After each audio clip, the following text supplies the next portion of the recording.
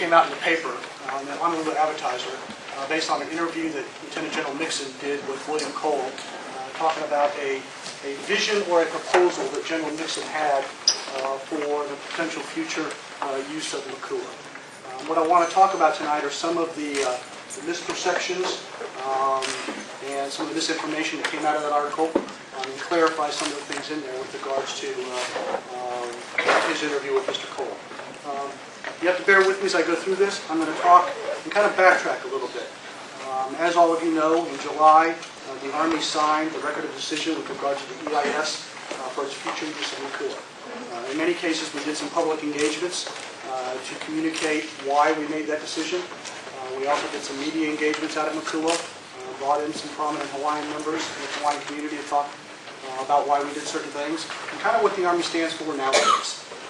But for the broader general public, and many of you in here, we're privy to some of those briefings. So I'm going to go back and talk about some of the things that the Army does as part of the Hawaiian community, and some of the reasons why we need Makua, and then once again I'll address at the very end Lieutenant General Nixon's vision for the future use of Makua. The first thing I'll talk about is a kind of a slogan or so that I've been using in some of the public speaking engagements. Many of you probably have the age, you remember back in the late 60s and early 70s when Buick, the car company, came out with "This is not your father's Buick." And it was a slogan to identify a new way of doing business for that car company. Buick Corporation was used to, or was known for, building these big, lumbering, monstrous cars. They weren't very technologically advanced, and they kind of catered to a certain segment. Well, it wasn't doing so well. So the Buick Corporation changed. They developed sleeker, better design, more technologically advanced cars and that type of thing, and they used that slogan. Well, the Army's kind of done the same thing, and I've kind of crafted it. This is not your father's Army anymore. The Army has changed over time. The way we're going to act with regards to our engagement with regards to the community, and how we treat the cultural and environmental aspects of the places where we actually have operations and conduct training. The other piece I want you to keep in mind is the Army is made up of people. Okay, we're not some big evil organization. Okay? The Army is shaped by the values, shaped by the experiences of the leaders and the soldiers that make up the Army. And most of us, we're a prisoner of our experiences in the way we were brought up. And just as a people, just as a nation, just as many of you have changed your behavior over time, the Army's done the same thing. Okay? You know, my personal career, I've been in the Army now for 25 years. I've spent time in Europe, traveling all over. I've been stationed in the Middle East. I've been stationed in Asia. I've been stationed here in Hawaii. I've been stationed in Texas, southern United States, a variety of different places. Throughout all those experiences, I've learned about other cultures, other people, and a variety of different things. And I take those values and those experiences and apply them to the role that I have as an Army leader. The same thing happens nowadays. This is not the same Army that many of you were used to, and the way we used to treat Makua, the way we used to treat, the way we trained in our engagement with the community. We're changing our tune. And we've kind of developed this little teeter-totter to show that the Army believes that there's a proper way of conducting our training. We can balance out the needs of the community, cultural access, threatened and endangered species, and everything else, with our ability to conduct what we have to do, which is training. Okay? This is not your father's Army anymore. Next slide. Some of the tangible ways why the Army is showing this, and some of these things you may not even know. The Army maintains fully committed to preserving and protecting the environmental and cultural resources, not only at Makua, but everywhere we have a footprint. Okay? And that translates into, we protect over 1,000 archaeological sites, not only at Makua, but over on PTA, as well as some of the historical sites, Palm Circle, Wheeler Army Airfield, significance because of its bombing in World War II. Okay? We protect about 100 threatened and endangered species. There are 104 threatened and endangered species in Hawaii. About 100 of them exist on Army lands. There's a reason. That's because the Army protects those things. 40 of them are on Makua. Each year we spend over $10 million to protect the cultural artifacts, the environmental resources, the natural resources out there in Makua. We're starting also to gain some recognition. Okay, the most prominent one, the Fish and Wildlife Service Partnership Award. We won that in 2006 as well as 2008. That's an award that goes out to one organization nationwide that does this, that protects the cultural and environmental resources. We didn't solicit it, we were awarded it based upon our efforts. The other thing, tangible thing, is we have saved one threatened and endangered plant out of Makua. The palm tree you see here, Cyanea superb. Okay? If it wasn't for the Army's efforts, that unique palm tree that exists in Hawaii would not be here. Okay? As we talked about before, the Army is committed to the undersea munitions cleanup. Part of the past actions of both the Army as well as some of the other services. We'll continue to do that. And another piece is we're always striving to do better. Okay? We're trying to increase access to McCool for cultural sites. Tangible thing, over the last 2 years, we've invested over $1 million to clear unexploded ordnance out there to increase access. Additionally, you notice some of the ongoing work that's out there right now with regards to the roads and trails. We're spending close to $7 million this year to go out there and permanently improve the roads. So every time we have a washout with the rains, we'll still be able to grant access, as well as potentially could minimize some of the runoff that occurs off of McCool. Okay? And then another one that many of you may not know about, this year we're going to invest $250,000 to begin planning and implementation in stages of a visitor center out of McCool. We want to open up McCool to the broader Hawaiian community, not just some of the groups that we have agreements with right now. Part of that will be a visitor center with displays that talks about the Hawaiian culture, as well as some information about some of the cultural sites out there. And that's all going on. Once again, not your father's Army. Next slide. You know, something we're often accused of is that we're only a temporary member of the community, that we come into the places that we are stationed and we stay there for a year to 4 years and then we're gone. Not true. If you ask probably 80 to 90% of the soldiers, people who wear this uniform, when they're stationed in a particular place, ask them where home was, they're going to say where they happen to be at that point in time. If you ask my kids right now, where's home? They're going to say Hawaii. Okay? Army members nowadays, families and soldiers, wherever we go, we become a part of that community. We try our best. Some of it is visible, some of it is not. You know, Army families, our teachers, their coaches, their leaders, their volunteers in the communities. The Army also has programs where we go out to actively try to engage our soldiers and our family members in the community. We have a thing called the Partnership of Ohana, where we've kind of designated geographic areas all over the island of Oahu, as well as the Big Island, and we assign specific units to go out there into the community. Okay? Community events, school engagement. Almost every single school in Hawaii has a unit assigned to it. And soldiers go out there to partner, to mentor, to teach kids, to work on the schools, to do projects and a variety of different things. And we also kick in money to support some of those things. You saw a tangible benefit of that tonight with the allocation of the computers. Okay? The other piece is we're trying to do a much, much better job of understanding the particular unique culture of Hawaii. Okay? It's different. This is the first time I've ever been stationed here, and luckily I've got a great teacher back there who's taught me some of the uniqueness of the Hawaiian culture. We're trying to do the same thing, not only with our soldiers and our family members, but we're also trying to engage Hawaiian community members so you better understand us. Some of the tangible things, the Distinguished Lecture Series. We do that up at Schofield Barracks, and we're going to expand it down to Fort Shafter. Once every 3 months, we invite about 200 individuals for a dinner, a lecture on something uniquely Hawaiian, and we pair up about 100 Native Hawaiians with 100 soldiers and families. Sit them at tables together, and they spend an evening having a few drinks, talking, and getting to know each other a little bit. We've had some great success stories with that. The other piece is we're getting ready. This is another new thing that's coming out. In the month of March, we're going to sign a Native Hawaiian covenant. You've heard of the Army Family Covenant, the Army's commitment to its soldiers and families. There's also a thing called the Army Community Covenant, where we kind of talk about the community's relationship with the Army. But we think there's a need to do one specifically for the Native Hawaiian community.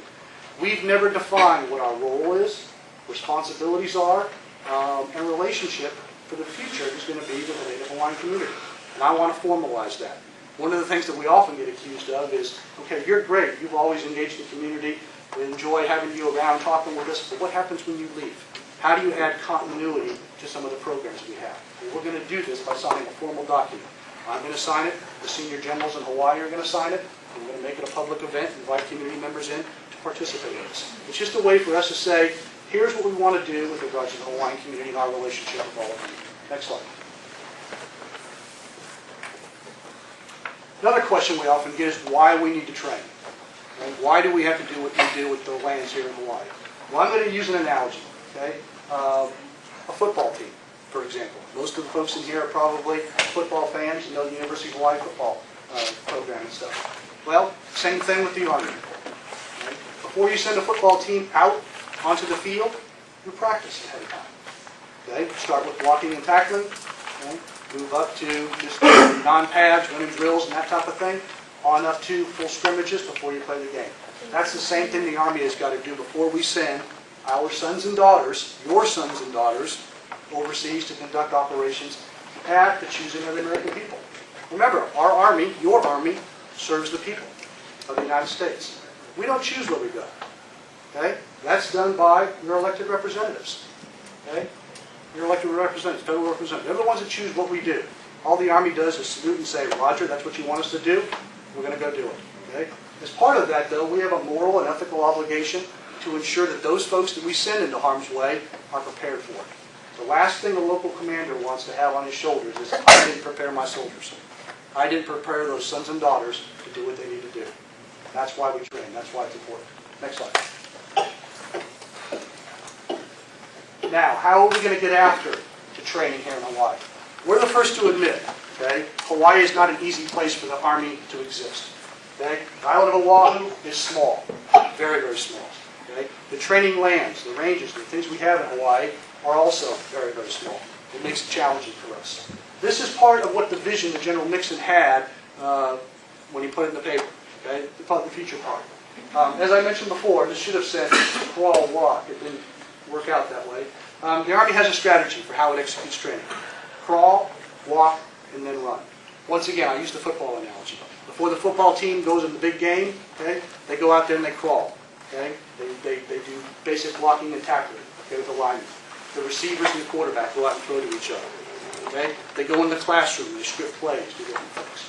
Then they progress to the walk phase. That's when they'll go out there without pads and they'll walk through the different plays and the different drills and that type of thing. And then when they get to the run phase, they're out there duking it out, 11 on 11, full pads, and that type of thing. That's the way the Army wants to train.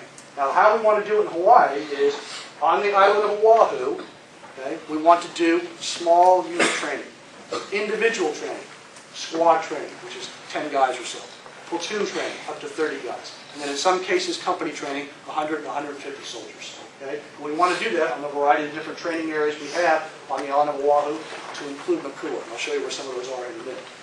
And then, as opposed to trying to do those big training exercises on Oahu, we want to take those over to PTA. It costs the Army a lot of money to ship soldiers over to PTA. Additionally, every time they go to PTA, they have to be away from their families. So we want to do the larger collective training over on PTA. I'll talk a bit more about that in a later. Next slide. Now, the challenge for us is Hawaii has had significant growth in the number of soldiers over the last 7 years. Since 2003, we've increased about 6,000 soldiers. Okay? If this slide was in 2003, the only two units you would have seen on here was the United States Army Pacific, which is the headquarters at Fort Shafter, and the 25th Infantry Division. Since 2003, we've added all these other units. These are all here to support the United States Army Pacific for the Pacific Theater operations. In this, right now, we've got about 60 companies. Okay? Those are groups of 100 to 150 soldiers that we have to run through a series of collective training exercises. We just don't have the ranges in the training areas in Hawaii to do all of this. Okay? Our shortfall each year to make this requirement is about 400 days. That means if I train all 365 days a year, I'd still need an additional 400 days of ranges somewhere on Hawaii to be able to meet the requirements. And the only way we've been able to mitigate this over the last few years is because of the deployments. Most of our soldiers have been off in Iraq or Afghanistan during that time frame, so we haven't had to do this. But at some point in time, that's going to change. And our soldiers and our units are going to be spending more time here in Hawaii than they were in the past. Okay? The challenge for us is, because we don't have the adequate ranges, what we have to do is send our units back over to the United States to other training areas. Back to CONUS, either the National Training Center, Fort Irwin, California, or Fort Polk, Louisiana. The hard part with that is it increases the separation between soldiers and families. Right now, we're in the 8th year of a sustained conflict. No end in sight. Okay? Many of my peers, I've got a guy right now, Lieutenant Colonel Pyatt, here just now he's in charge of the 3rd Infantry Brigade. 3 of the last 5 years, he's been away from his family because he's either been training back in the United States or he's been in Iraq. Okay? Now this thing, same thing happened with the 2nd Stryker Brigade about 1.5 years ago before they had to train. They couldn't conduct their training exercises here in Hawaii, so they had to spend an additional 6 weeks back at the National Training Center, in addition to their regular 1 month over there. Okay? For somebody who spent 3 to 5 years away from their family, their wife, their kids, don't you think that extra 6 weeks is important to them? It is. Okay? It is. It really is. And that's what it boils down to, trying to take care of the soldiers and the families. Next slide.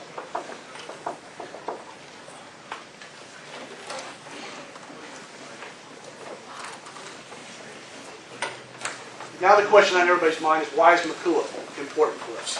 Okay?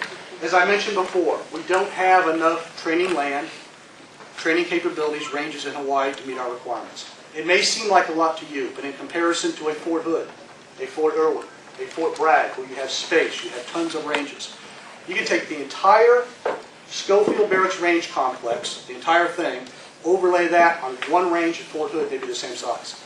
Just one range. And that's how small our footprint is. Now what Makua does is it provides unique capabilities that don't exist elsewhere on Oahu. Okay? And Makua is nothing more than one piece of the overall training package of training capability that we have in Hawaii. You've got PTA that has unique capability. You've got the Kahukus. We do dismounted force-on-force training up there. No live fire because of the terrain. You've got the small arms ranges over on Schofield. And then Makua provides us the only place that we can do combined arms live fire training on the island of Oahu. It's the only place we can integrate aviation assets. It's the only place that we can integrate some of the other weapon systems that we've got in a space that allows our company commanders to maneuver. Okay? Once again, it's critical that we train here locally. If we don't, it costs taxpayers an enormous amount of money. To deploy one brigade back to the National Training Center for 1 month is almost $30 million. To send that same brigade over to PTA, just to go over there for a couple of weeks, that's also in the millions of dollars. Okay? We don't want to do that unless we're going to train an entire brigade. We don't want to send small units over there because of the expense. We want to do that on the Schofield ranges, as well as Makua. Next slide. Now, what are our soldiers facing when they go over to Iraq or Afghanistan? It's a changing environment. When I was growing up in the Army as a platoon leader, as a company commander, and elsewhere, I spent my time in Germany. Who I trained to face were the Soviet hordes, the tanks, the armored personnel carriers to come through the gaps between East Germany and West Germany. That's what I trained against. When I was a battalion commander, I served in the demilitarized zone in Korea. I trained against a North Korean threat. The threat that our soldiers and our units are facing nowadays in the world are improvised explosive devices, otherwise the roadside bombs. That's the weapon of choice that they're facing right now. Because of that, we want to train our soldiers to be able to respond and react to it. Okay? And it's not just in Iraq or Afghanistan. As you see here, since 2006, there's been over 1,700 cases of IEDs used in the Pacific theater, okay? In Asia and other places. Okay? You also have the big threat over in Iraq and Afghanistan. Okay? It requires a new and different way to train and prepare to deal with this. Okay? Identification and discovery of the IED, isolation of the threat, destruction of the weapon system, reaction to attack with an IED or potential hostiles, people shooting at them when the bomb goes off. Okay? The only reason I mentioned this is different than what we used to train at before. When I used to train for the conventional warfare, it was 100 soldiers online. Tanks, Bradleys, aircraft, artillery, mortars, everything else. Stuff going all over the place. That's what you used to see when you saw live fire training out of Makua. Spread all over. Very limited control of those weapon systems. That's not what we want to do anymore. That's not what they're facing in Iraq. It's precision engagement. Okay? You're going after specific targets. A couple of people. A single home. A single building. Okay? Isolate a small little village. Precision stuff. That's what we want to get at. Next slide. Now, how's the Army dealing with this? Well, from a big perspective, the Department of Defense has established what we call a Joint Improvised Explosive Device Defeat Organization, JIADO. That's a big organization that coordinates the efforts across all of the services and looks for a way to defeat the IEDs. Okay? The Army, we've developed a variety of different initiatives as well. Mobile training teams of subject matter experts to come out and help train our leaders and soldiers to deal with the stuff. But one of the big things that we have found in our lessons learned is the value of starting early at home station of training our soldiers as far in advance as we can about how to deal with the IEDs before they get to Iraq and before they get to Afghanistan. Now, this is a central part to General Nixon's vision. We need to do this here in Hawaii. Okay? And in the article, General Nixon talked about an IED Center of Excellence. And unfortunately, the way the article was crafted, it made it seem like that IED Center of Excellence was going to be at Makua, focused at Makua. It's not. The IED Center of Excellence is nothing more than a concept. It's an organization made up of many different things, with Makua as a small subset of it. Okay? What it does is it leverages all of the Hawaii as well as all of the Pacific Theater training capabilities, simulation centers, and a variety of things, and brings all those things together to help prepare our soldiers and our units before they go into harm's way. Okay, next slide. The training piece at Makua is only a small piece of it. Okay? This kind of gives you a visual of it. You know, the training area at Kahukus, the Sim Center, the Mount Site, and Convoy Live Fire ranges on Schofield Barracks. We're also going to use Makua. I'll talk about that here in a minute. We've also got the people and the organization itself that make up that IED Center of Excellence. They're going to be at Fort Shafter, not at Makua. Okay? It's also going to leverage PTA over in Japan, and the slide doesn't show it, but it should, up in Alaska as well. So it's an overarching concept in an organization, not focused on Makua. Next slide. Okay? So how does that pertain to Makua? Okay? As you all know, we signed a record of decision, okay, in July. That record of decision said that when the Army has the capability, okay, I use that word carefully, to fire up to 32 CALFEXs, and I'll talk about what that is in a minute, up to 150 convoy live fire events a year. The Army will not use TOWs, rockets, tracer ammunition, or illumination rounds. That's primarily to deal with the threat of fire. Those are the things that started the fires in the past. Okay? Because of that, the Army's not going to use them out there. Okay? Once again, this provides the training capability. When the Army signed that record of decision, it said we have the ability to conduct all those exercises out there. Does it mean we will? No. It just means they have the capability.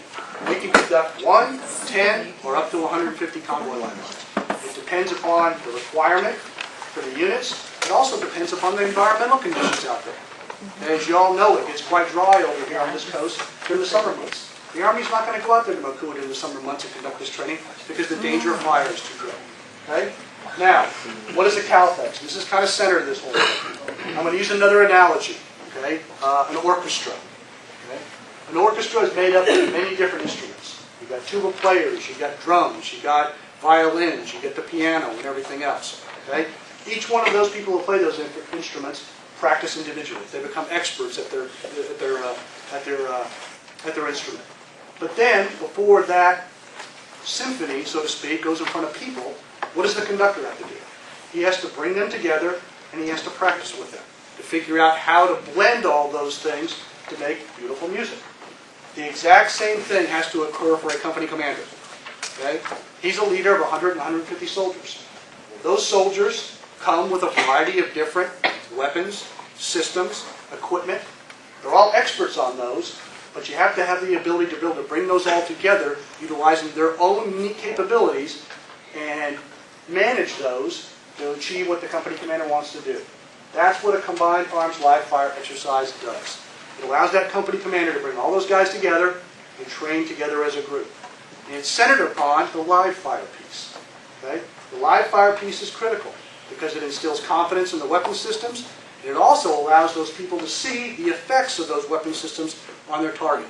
Okay? The last thing you want is somebody to go off into harm's way, and the first time they know what their weapon system is going to do, or the other pieces of equipment are going to do in a real live situation, is when they're faced with the enemy. You don't want to do that. You want to practice ahead of time.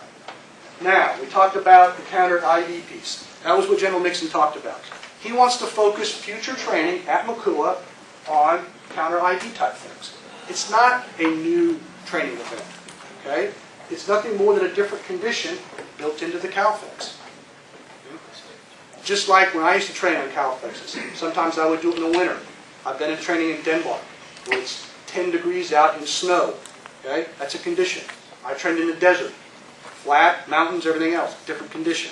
Different threat. That's the same thing we want to do. Just change the scenario, so to speak, of what we're going to train out of Makua. Okay? Now, the other piece is, when you're training for irregular warfare conditions, okay, it's not out in the wide open fields. It's generally in urban areas. That's where you've got people. That's where you've got roads, that type of thing. Okay? Some of those conditions we're going to have to replicate at Makua. However, what kind of came out in the article, well, most people when they read the article, what it talked about is it talked about structures, facilities. We're not going to build stuff out of Makua. That's not our intent. What we want to do is create some of those conditions by putting people out there. We want to put some what we call modular facilities out there that can easily be removed to kind of replicate and simulate some of the conditions they might face in Iraq or Afghanistan and some of the places. Nothing we're going to put out there is going to be permanent. I don't know what the long-term, status is going to be in Makua in 10, 15, 20 years? Who knows? The Army might be out of there. I don't know yet. But in the interim time frame, we have certain training requirements, and we want to use Makua. Now, if you go back to what I talked about, how we train for counter-IED training, the precision engagements, the precision munitions type of thing, that actually has a positive benefit to Makua. Because if we can confine where our engagements are, we can keep them away from the cultural artifacts out there. We can keep them away from the threatened and endangered species. And we can actually enclose some of them if we build a shoot house out there to keep the weapons from actually impacting on the environment. And that was kind of center to General Nixon's goal. He fully understands what the issues and concerns are with the community, and he's looking for a way to continue to use Makua as long as we need it, but to mitigate the effects of the Army's impact in training out there. Okay? Now you're going to ask the next question, what's this stuff going to look like? Next slide. This is my last slide.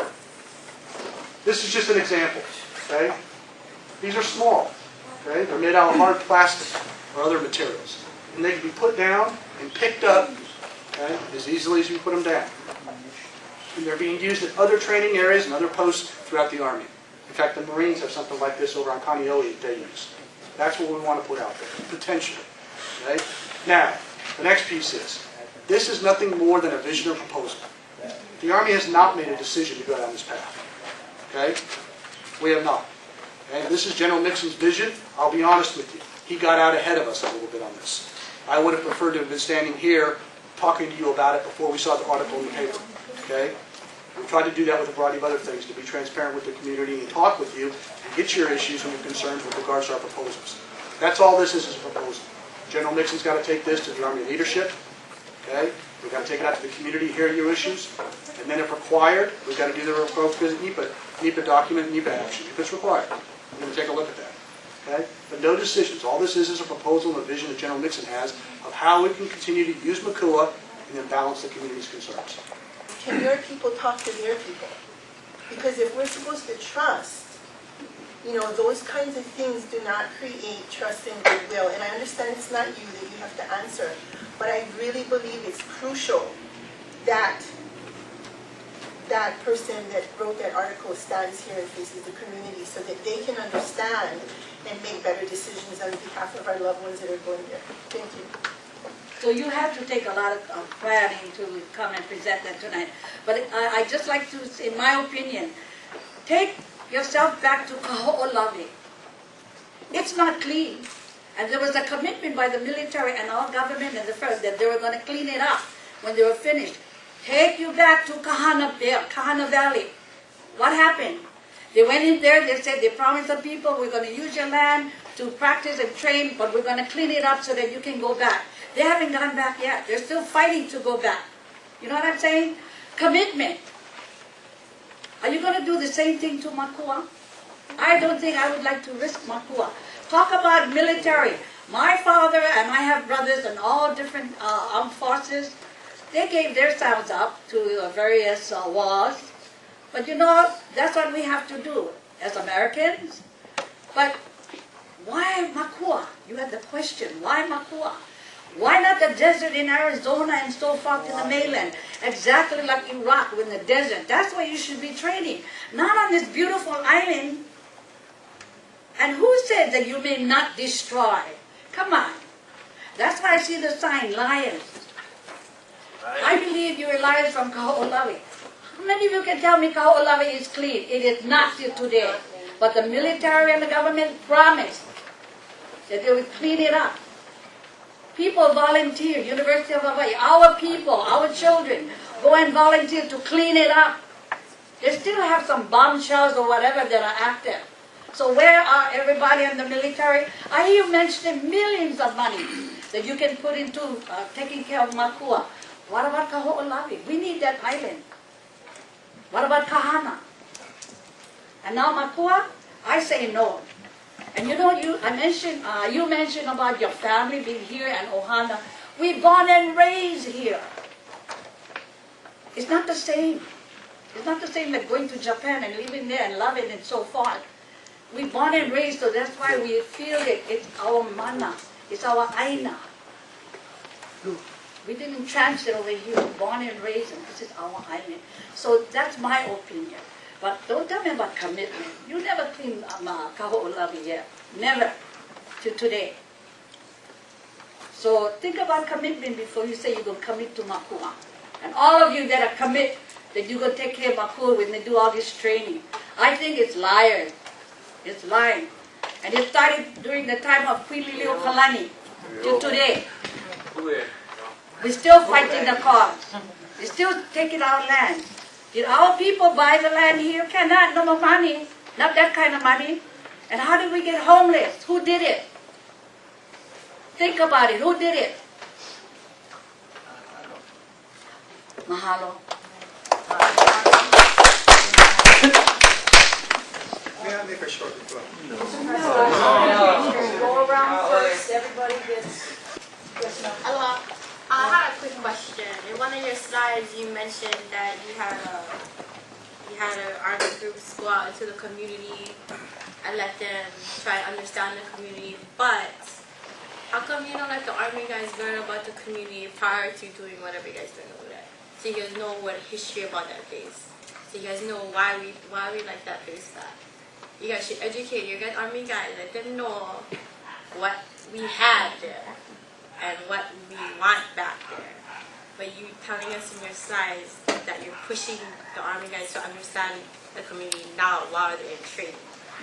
How come you guys never let them understand the community prior to them training in this way? The officer mentioned in his talk of no end in sight. If anybody can recall that statement that he made, that should have rang alarm bells for everybody in this room. When a military officer says no end in sight, you had better think loud and clear that that means perpetual war. And peace is not possible when the military is constantly training for war. It is impossible. In the real world, it is not a reality that could ever be, experienced. No end in sight, that should have said to everyone here what the agenda for the Pentagon is. Okay? It's job security. The bottom line to all of this, from what you heard him say, was the money. Okay? And as far as I'm concerned, by listening intently to every word he said, was to offer a recruitment benefit to have people join the military and come to paradise as a benefit. Now, I don't think that's too out there to make that statement.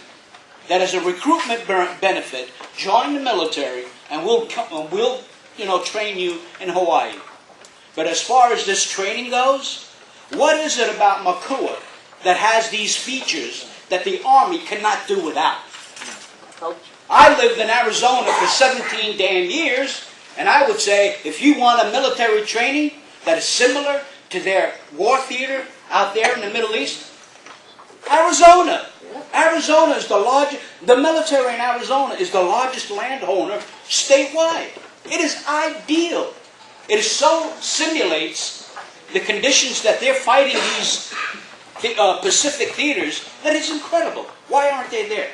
Why must they be here, destabilizing an ecology that is so fragile that if you don't take care of it and nurture it, it'll be forever endangered, to never come back. So that's what the bottom line is here. It's not about they need the training.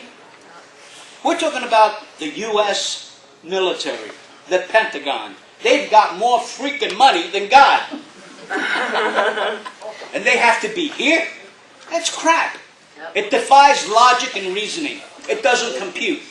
And if you take the time out and think and do your own research, you'll come to the same conclusion as I have. It's a scam and it's a fraud, all to take money out of our pockets at our expense to have them stay here. That's it. And that's all I got to say.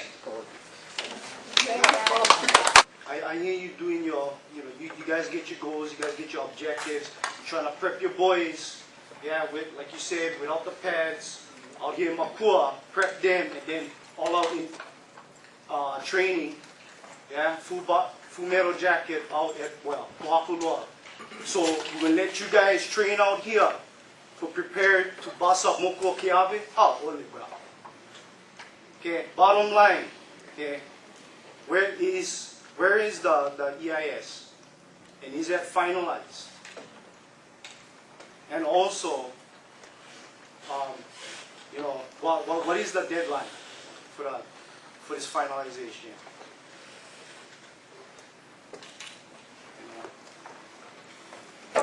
Is it finalized? The EIS was The EIS. finalized and the record of decision was signed in July 17th of this year. So this is so the deadline for public comment is Paul.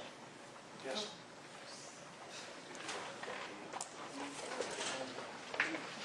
So where is this EIS? You have it, a draft that I can look over. You find it in the public library. And so what's the mitigation for protection of historic properties? It's all outlined inside the EIS. Numerous measures.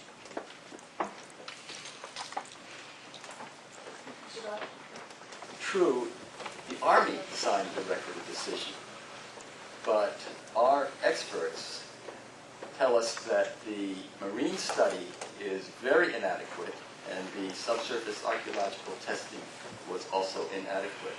And you're well aware that Earth Justice is representing Ronald Makula and suing the Army to have a good, adequate EIS done. So we ask that you not put the cart before the horse and talk about all this training that you plan or may or may not do. Get a good EIS so that the community is really aware of the impacts that your training would do. Please. As you know, that's an issue right now for the courts. Aloha, Melva Isla. I just want to say I strongly disagree with General Nixon's vision because the people in our Waina community, we have our own vision. And we have a people training vision that will do restoration, reforestation, and removal of ordnance that you have contaminated our land with. So we need to return Mokua so we can start our own economic engine and provide for our people here.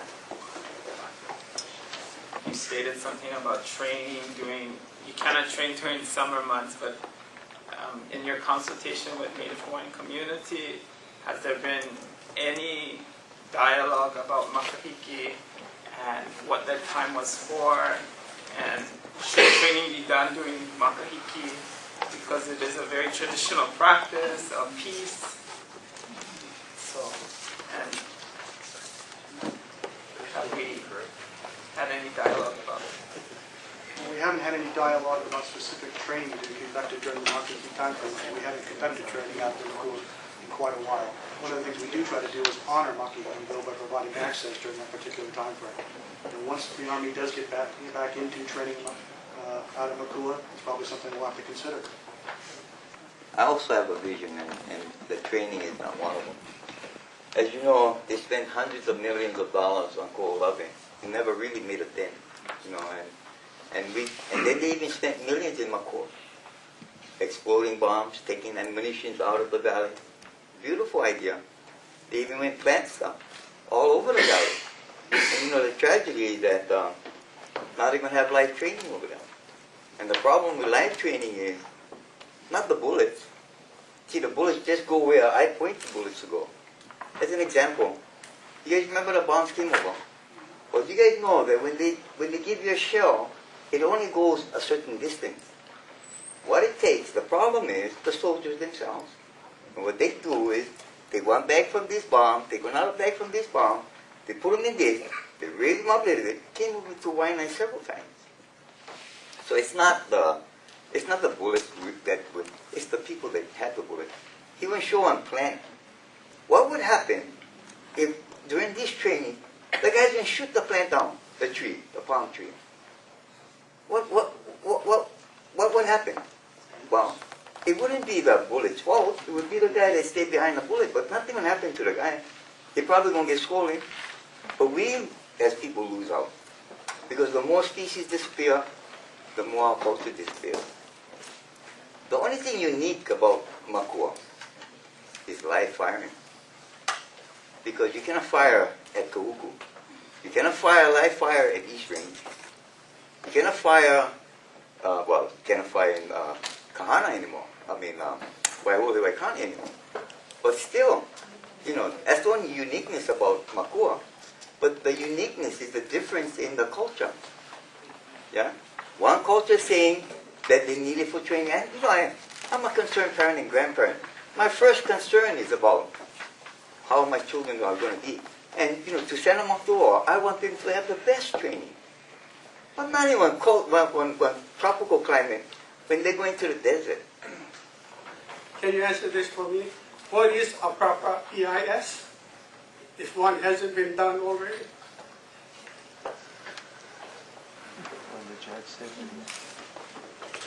Can the gentleman over there, or the gentleman that said it, can one of them answer me the question? What is a proper EIS? How many proper EIS were done and the military gave? How am I going to answer? I don't think it is a hard answer. They spent millions of dollars. They took millions of dollars. What did the community get? Do you guys get any money from it? No. My ancestors all died waiting for something. Can you say where the millions of dollars went? I can give you an example. No. I want an answer. That's an example. Because these guys gave so many EIS. I can tell you something. That EIS, when it went, make these people smarter and use their smartness to attack the military. Answer me that. No. No. That's So not- you that's don't not have correct. nothing to come out. I do. Oh. But I don't want you to rigmarole. I don't want you to rigmarole. But I need answer. Okay? Where the money went? The After EIS, these guys, people won all the cases. Why not still look the same? Homeless still walking around. Where the money went? That wasn't the purpose. Huh? Where the money went? I think you should answer his I mean, question and say that wasn't the purpose of the EIS. Only to one solve guy homeless making problems money. in Y&I.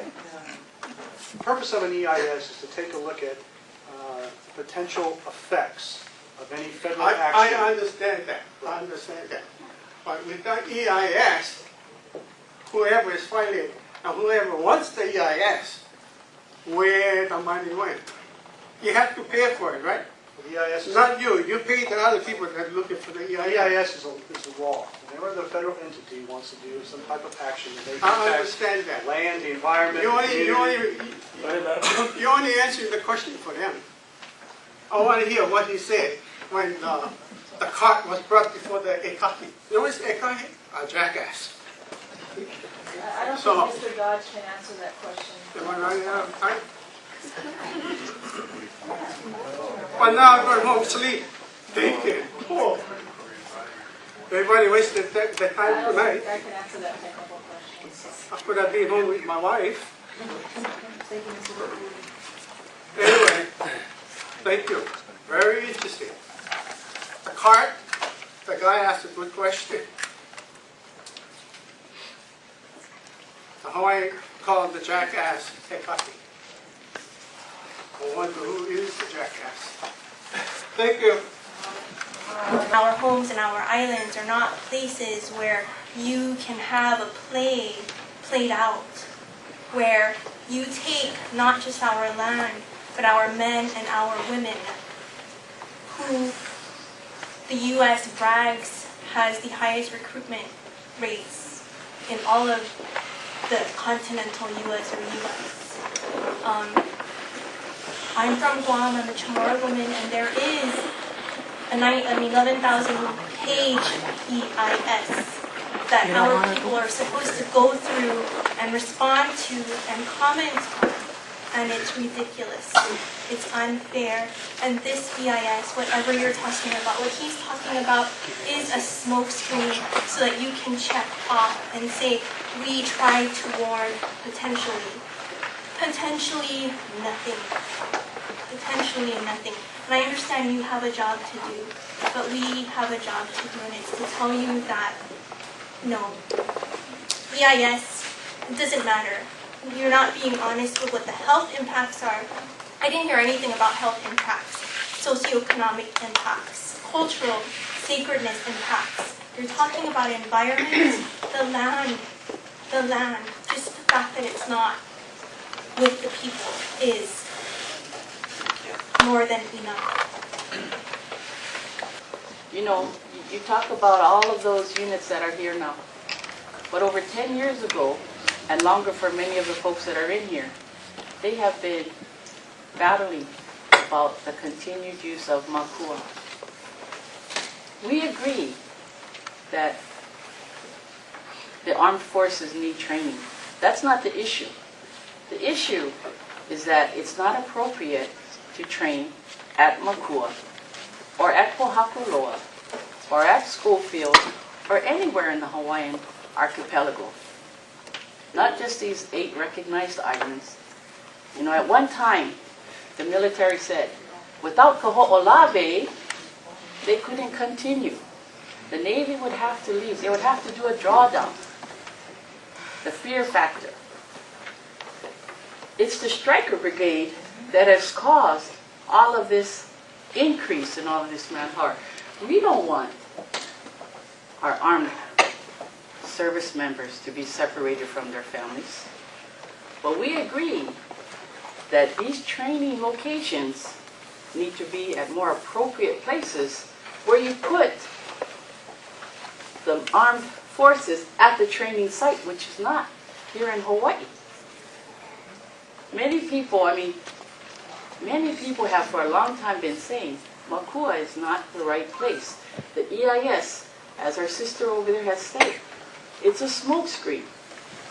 What America does, and nobody in particular, but as a whole, we are all a part of it, they continue to reach out, and what they do is they look at the cultures. Those places, those people that maintain their culture, the American government, the American way, is to sabotage that culture, is to decimate the people. But that's not working here in Hawaii because we are learning, and like Uncle Ho'ohuli said, what you folks are doing is making us smarter. It is, because we are learning more, and the fight is spreading, and it shouldn't be a fight amongst ourselves, because we agree, we wholeheartedly agree that the armed forces personnel need to be trained, just not in Makua. You know, and the EIS, the reason that we bring up the EIS is because the EIS did not address all of the issues that were raised. And so that's why people have to obtain legal services to mitigate. But we shouldn't have to mitigate amongst each other, because the war is not amongst ourselves. But if you look at it, if you could see shades or colors or even temperatures in here, there is a war in here. But it shouldn't be amongst ourselves.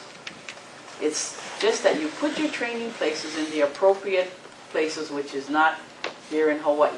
And sad to say, you go to the area that the conflict is at, or to similar areas, and I hate to say that that's where our American Indians places. You know, because that's another culture. So here again, we're saying not our culture, but maybe another culture.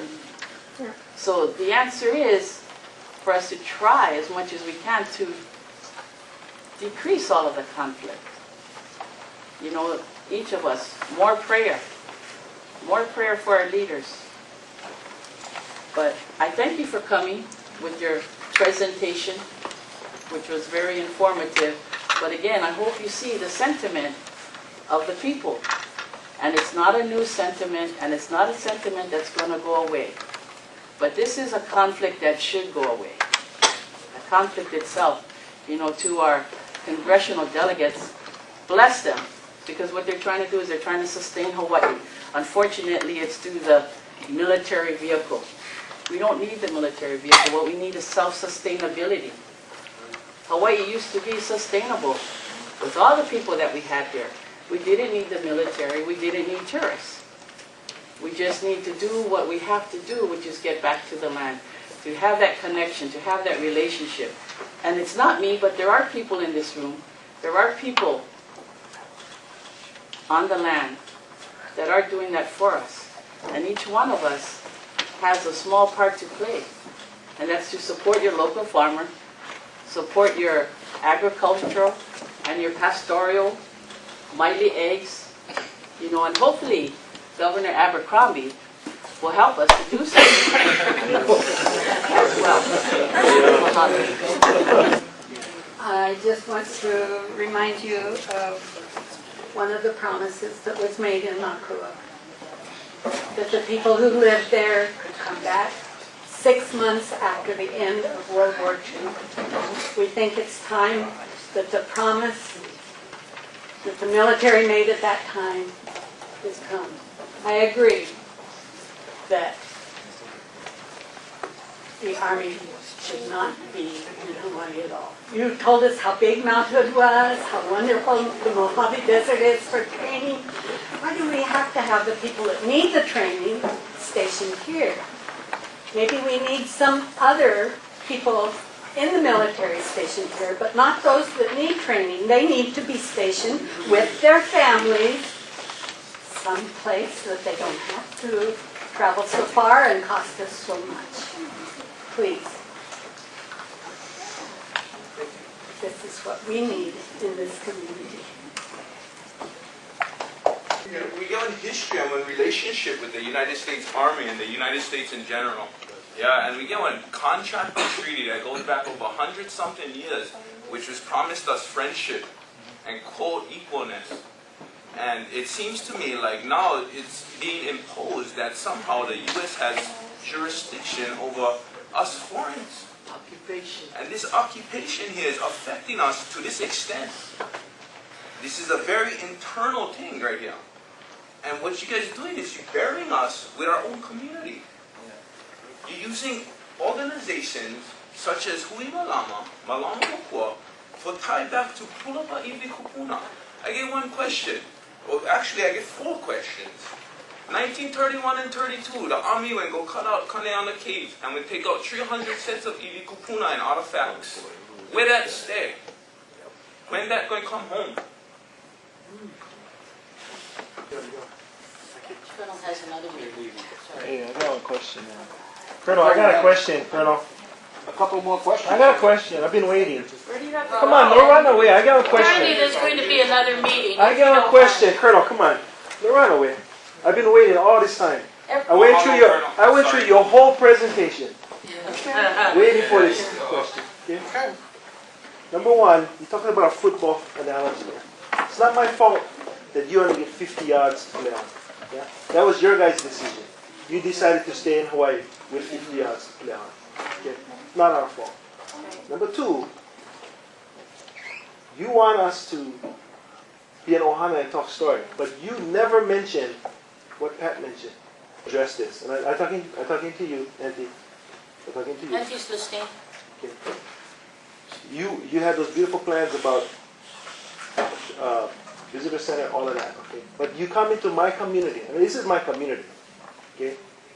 And you try to get Sea Rider Productions through an archaeological firm to do a piece that you're going to put in that visitor center that I've seen the storylines for. And the storylines are such that it talks about the general history. Then it says, oh, film 2 or 3 veterans who have favorable positions about the Army using Makua as part of that.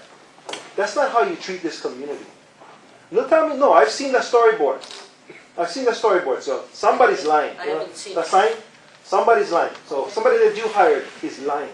If you want us to sit across the table and talk, man to man, and talk, person to person, then you cannot do that kind of lies.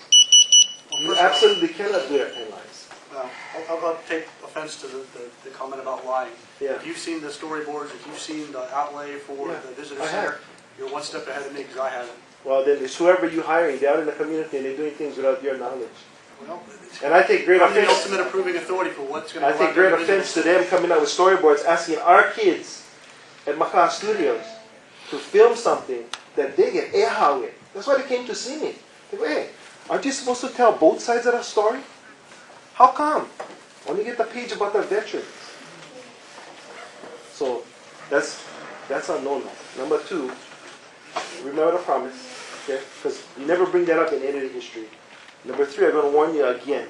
When you talk to, if you really want to know about Hawaiian culture is the people in that ahupua or that district. That's the guys you consult with when you're doing something on their land in that district. So by going outside of our district and talking to all the other Hawaiians outside, yeah, that's heaven. And I know that you're promoting this with the Army as part of the plan to gain support. But I tell you, from a Hawaiian cultural standpoint, that's heaven. And then finally, I have one question, because it's the most important question. When do you plan to go back and train in Makua? The Army signed the EIS record decision No. in July. When do you plan to go back and train in Makua? In the future. March, April, May, June, July? I don't have a date. That'll be determined by commanders who know the requirements. Thank you, Joe. That's all the questions I have. No, I'm not lying. I don't have the answer to that. Okay. Well, you better go check with you guys that are doing the storyboard for your visitor center. Yeah. And you Don't better... accuse me of lying about that because I haven't approved any of the storyboards. Well, The I've seen intent the of it is to do a storyboard. balanced approach to what we're going to portray out I there. tell you what. We even want to get community Let's members to go do to the top story. let's go to Makaha. Let's go to Makaha Studios tomorrow, and let's go look at the storyboard. I'll meet you there tomorrow. Well, and I'll see the storyboards ahead of time. Well, you obviously Before they're haven't actually seen them. approved, but they're not approved yet. Okay. Well, so the trust. You want us to trust that you do this kind of stuff? Hard to trust. Thank you.